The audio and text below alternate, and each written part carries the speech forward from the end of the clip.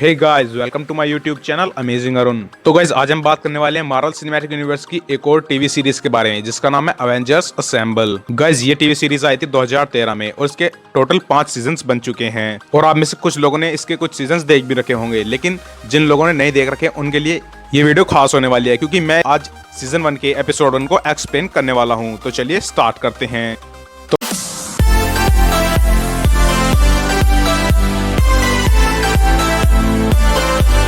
Episode के starting में हमें दिखाया जाता है एवेंजर्स टावर यानी कि स्टार्क टावर, और उसके अंदर टोनी स्टार्क बैठा होता है और वो अपने सभी साथियों को अपने कंप्यूटर पर देख रहा होता है और वो वहां पर उनके जीतने के चांसेस देख रहा होता है क्योंकि वो लोग अलग अलग जगह पर लड़ रहे होते हैं। वो सबसे पहले थोर को देखता है और उसके जीतने के चांसेस 62% होते हैं। जिसके बाद वो हल्क को देखता है और उसके चांसेस होते हैं 96%। होकाई के जीतने के चांसेस होते हैं 66%। अब हम देखते हैं कि टोनी स्टार्क जारविस के साथ बात कर रहा होता है और हमें यहाँ पर पता चलता है कि अब अवेंजर्स अलग अलग हो गए थे और वो एक साथ नहीं रह रहे थे। और जैसे ही कंप्यूटर के ऊपर कैप्टन अमेरिका दिखाए जाते हैं तो उनके जीतने के चांसेस 76% होते हैं, लेकिन एकदम से वो चांसेस घटने लगते हैं। अब हमें वहां पर दिखाया जाता है रेड स्कल, जो कि कैप्टन अमेरिका से लड़ने के लिए वहां पर आया होता है।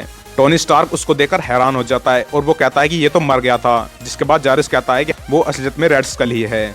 जिसके बाद टोनी स्टार्क तैयार होता है और वो अपना आयरन मैन आर्मर पहनकर कैप्टन अमेरिका की मदद करने के लिए निकल जाता है। अब हम देखते हैं कि आयरन मैन वहां पर पहुंचने वाला होता है, लेकिन उसके आने से पहले ही रेड स्कल कैप्टन अमेरिका को हरा देता है और वो उसे मार देता है। तभी वहां पर आयरन मैन पहुंच जाता है और वो उसके ऊपर हमला करना स्टार्ट कर देता है।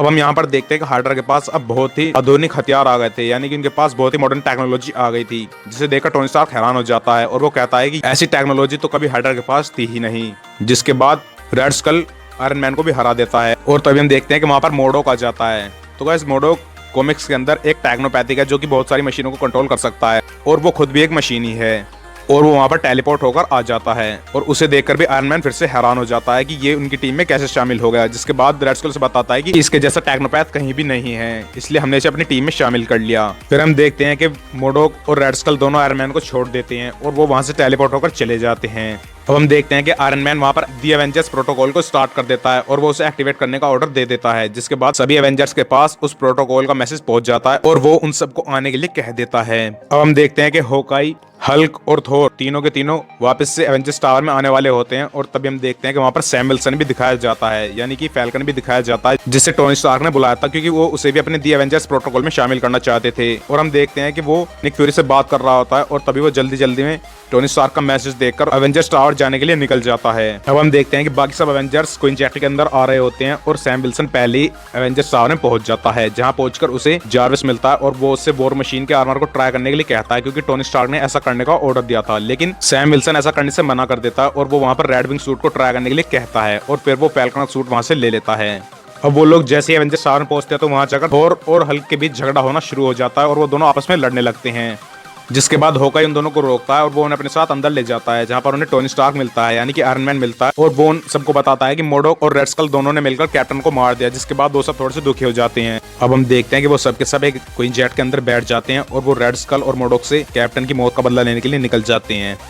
और तभी हम देखते हैं कि उस बिल्डिंग के ऊपर ब्लैक विडो भी होती है जो कि उन सब पर नजर रखे होती है क्योंकि उसे ये सब अजीब लग रहा होता है कि टोनी स्टार्क ने उन्हें वापस क्यों बुलाया है। जिसके बाद वो समझ जाते हैं कि मामला थोड़ा सा सीरियस है। अब हम देखते हैं कि यहाँ पर रेड स्कल थोड़ा सा कमजोर हो रहा होता है क्योंकि उसका शरीर उसे अंदर से खत्म कर रहा होता है और दूसरी तरफ हम देखते हैं कि सारे के सारे एवेंजर्स उनके लोकेशन पर पहुंचने वाले होते हैं। तभी उनके ऊपर कुछ मिसाइल हमला करने लगती हैं। अब वो सब वहां पर पहुंचने वाले होते हैं, लेकिन तभी मोडोक उनके क्वीन जेट के ऊपर अपना कंट्रोल कर लेता है और फिर उसके क्वीन जेट को ब्लास्ट कर देता है। जिसके बाद वो सब उस क्वीन जेट से कूद जाते हैं। अब हम देखते हैं कि वहां पर हाइड्रा के सारे सोल्जर्स आ जाते हैं और वो उन सबके ऊपर हमला करने लगते हैं। जिसके बाद वो सब एक एक करके उन सबको मारने लगते हैं।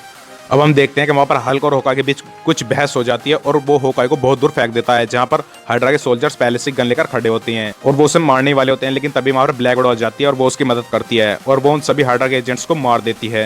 अब हम देखते हैं कि वो सब कुछ प्लान बना रहे होते हैं और तभी वहां पर मोडोक आ जाता है और वो फिर से टोनी स्टार्क को अपने कब्जे में ले लेता है। लेकिन तभी वहां पर नताशा यानी कि ब्लैक विडो आ जाती है और वो उनकी मदद करती है और वो उनसे पूछते हैं कि क्या कैप्टन सच में मर गया है। जिसके बाद वो सबसे कहते हैं कि हाँ, कैप्टन सच में मर चुका है।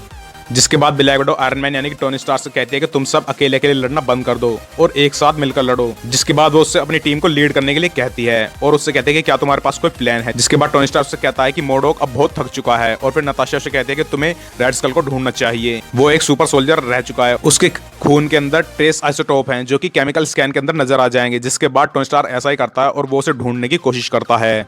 और जैसे ही आयरन मैन ऐसा करता है तो उसे 2 टारगेट दिखाई देते हैं, जिसके बाद वो उस गुफा के अंदर चला जाता है जिसके अंदर रेड स्कल होता है। और फिर वो सब भी उसके पीछे पीछे आते हैं, जिसके बाद आयरन मैन अंदर चला जाता है, लेकिन वो सब अभी बाहर ही खड़े होते हैं और वहां पर फायरिंग स्टार्ट हो जाती है। अब हम देखते हैं कि जैसे ही आयरन मैन उस गुफा के अंदर पहुंचता है तो उसे वहां पर दिखाई देता है कि कैप्टन अमेरिका अभी जिंदा है और वो उसे बस टेलीपोर्ट करके वहां पर ले आए थे और उसे ऐसा लगा था कि वो मर चुका है। अब हम देखते हैं कि वो उसे उस मशीन के अंदर से निकालता है जहां पर वो बंधा होता है और फिर वो उससे कहता है कि मुझे यकीन नहीं हो रहा कि तुम अभी भी जिंदा हो। और तभी हम देखते हैं कि कैप्टन अपनी शील्ड उठाता है और वो आयरन मैन के ऊपर हमला कर देता है और हमें यहाँ पर पता चलता है कि रेड स्कल ने खुद को कैप्टन अमेरिका की बॉडी के अंदर ट्रांसफर कर लिया था क्योंकि उसकी बॉडी खराब होने वाली थी और वो उसे मार रही थी। और फिर वो आयरन मैन को बहुत मारता है, जिसके बाद वो उसे बताता है कि मोडोक की मदद से मैंने अपने शरीर को कैप्टन अमेरिका के शरीर के अंदर ट्रांसफर कर लिया है। और फिर वो टोनी स्टार्क से कहता है कि मैं अब एवेंजर्स को खत्म कर दूंगा और वो उसे मारने वाला होता है, लेकिन तभी वहां पर कैप्टन अमेरिका आ जाता है जो कि रेड स्कल के शरीर के अंदर होता है और वो रेड स्कल को मारने लगता है। अब हम देखते हैं कि आयरन मैन जारविस से पूछता है कि क्या सैम टावर से निकल चुका है, जिसके बाद जारविस कहता है कि हाँ वो टावर से निकल चुका है। अब आयरन मैन वहां पर इलेक्ट्रोमैग्नेटिक पल्स का इस्तेमाल करता है और वो उसे मोडोक के ऊपर मारता है, जिसके बाद वहां के सभी हथियार बेकार हो जाते हैं। इसके बाद उसका सूट भी खराब हो जाता है और वो भी जमीन पर गिर जाता है। अब हम देखते हैं कि सैम भी वहां पर पहुंच जाता है और फिर आयरन मैन उससे कहता है कि तुम कैप्टन अमेरिका के ऊपर हमला कर दो, जिसके बाद वो ऐसा ही करता है और वो कैप्टन अमेरिका के ऊपर हमला कर देता है। जिसके बाद रेड स्कल यानी कि जो कैप्टन अमेरिका के शरीर के अंदर होता है वो बहुत दूर जाकर गिरता है।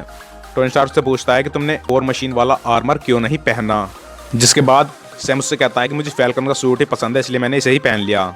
अब हम देखते हैं कि रेड स्कल फिर से खड़ा हो जाता है और फिर हम देखते हैं कि वहां पर बाकी के एवेंजर्स भी पहुंच जाते हैं। तो सभी एवेंजर्स पूछते हैं कि ये चिड़िया कौन है और वो फैल्कन की तरफ इशारा कर रहे होते हैं, जिसके बाद नताशा उन्हें बताती है कि ये शील्ड का ही एक ट्रेनी है जो कि टोनी स्टार्क के लिए छुपकर काम किया करता था।